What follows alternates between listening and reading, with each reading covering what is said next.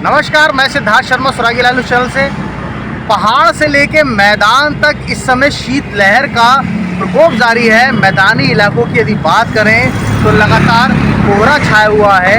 मैं इस समय मौजूद हूँ एमपी चौक के फ्लाईओवर पर और मैं अपने सहयोगी से दिखाऊंगा कि पहले तो वो आपको जो कोहरे की विजिबिलिटी है वो दिखाएं आपको कि इस तरह से जो आप दूर तक देख सकते हैं जो कोहरे की विजिबिलिटी है, यानी जो वाहन चल रहे हैं उनकी भी लाइटें जल रही हैं।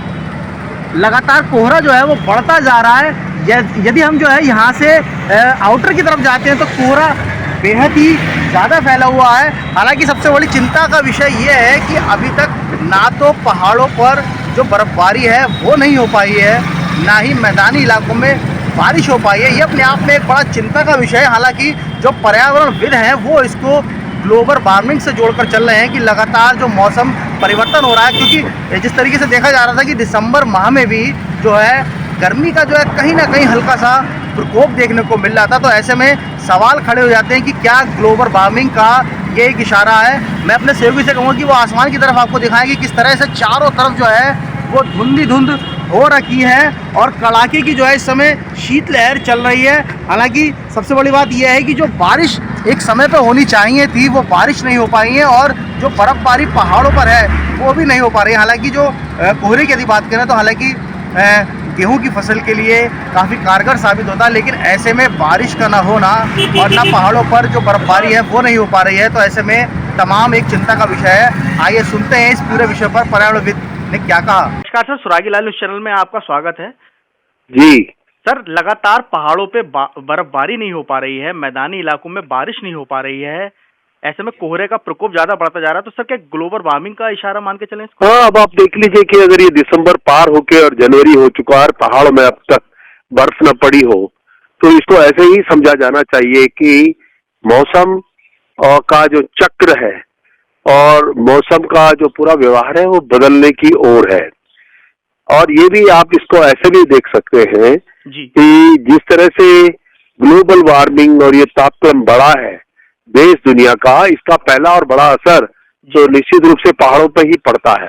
ये तो आप जानते हैं कि पहाड़ कोहरे से दूर होते थे और पहले यही कहा जाता था कि हम जब भी बहुत शीतकालीन स्थितियां पैदा होती थी तो लोग धूप खाने के लिए जी पहाड़ों पर आते थे, लेकिन अब बहुत ज्यादा वो परिस्थितियां नहीं रही। देहरादून जैसा शहर अब कोहरे में ही डूब चुका है। जी अब इसको कुल मिला के दो तीन दृष्टि से देखें। एक तो जो स्थानीय हलचल है जी वो सब शहरों पर बढ़ चुकी जी और ये स्थानीय हलचल के कारण जो कार्बन एमिशंस है, जी फॉग है, स्मोक है, ये स्मॉग बन गया और ये कोहरा और कम आप इसको फॉग कम स्मोक मानिए। जी जी तो आप ये भी मान लीजिए कि देहरादून में और शहरों में अगर पिछले 2 दशकों का आंकड़ा निकाल ले तो गाड़ियों की संख्या अथाह बढ़ गई।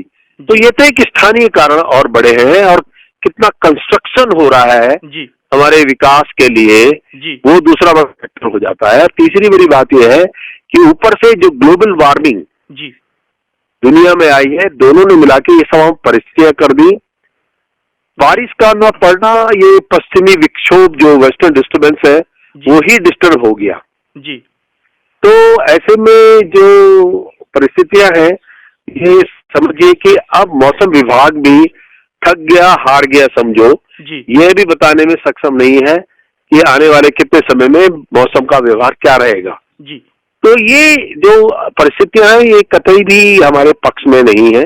जी और अगर जल्दी से बर्फ नहीं पड़ी और फरवरी में कभी मध्य में बर्फ पड़ी तो उस बर्फ की कोई बड़ी सीधा कोई योगदान नहीं होता, क्योंकि तापक्रम बढ़ना शुरू हो जाता है तो वो पिघल भी जाती है। तो हिमखंडों पर सीधा उसका कोई सकारात्मक प्रभाव पड़ता नहीं है, क्योंकि नवंबर में पड़ी हुई बर्फ ही काम आती है हिमखंडों को बनाने के लिए, क्योंकि वो उतने ठंड से रहते हुए वो मजबूत हो जाती है, कंसोलिडेट हो जाती है। तो अभी परिस्थितियां यही कहा जा सकता है कि जो ग्लोबल वार्मिंग, क्लाइमेट जैसे मुद्दे हैं वो बड़े साफ दिखाई दे रहे हैं और हम अब ऐसे रह रहे हैं कि ये भी कह सकते हैं कि हमारे लिए अब जो सबसे बड़ी बात यह है कि ये कहना मुश्किल है कि हम किस मौसम में जीते हैं। अब जनवरी में मैं इस समय धूप में हूँ, ये मुझे फरवरी अंत का महीना सा लगता है। जी। तो अब आप देखिए, सब कुछ हम खोने को है और हम ये नहीं समझ पा रहे हैं कि सबसे महत्वपूर्ण बात यही है कि हम क्या मौसम को साध के अपनी खेती बाड़ी, अपने जीवन को, पानी, हवा, सबको बेहतर करने में के प्रति चिंतित है कि नहीं है इन घटनाओं के बाद। तो फिर तो हम लोग मूर्ख ही कहलाएंगे अगर हमने सही समय पर निर्णय नहीं लिया तो। सर, यदि इंसान अब भी नहीं चेता तो शायद भविष्य में इसके संकेत काफी खतरनाक देखने को मिलेंगे। नहीं, अब मुझे लगता है कि इतना संकेत की शुरुआत है ये तो। अब आप देखिए, जब हम बीमार पड़ते हैं तो शुरुआती परेशानियां छोटी होती हैं, जब चिंता नहीं करते तो वो और भी गंभीर होती चली जाती है। वही हालात है। ये संकेत है जो हमारे सामने, नहीं समझेंगे तो ये और गंभीर हो जाएंगे। सुरागी लालू चैनल से बात करने के लिए आपका बहुत बहुत धन्यवाद।